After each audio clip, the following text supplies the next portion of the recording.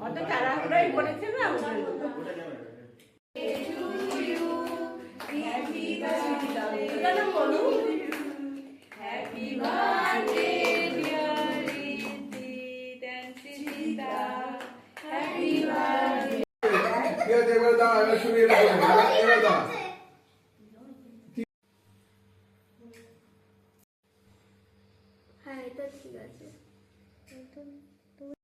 জন্মদিন যখন পালন করবে যখন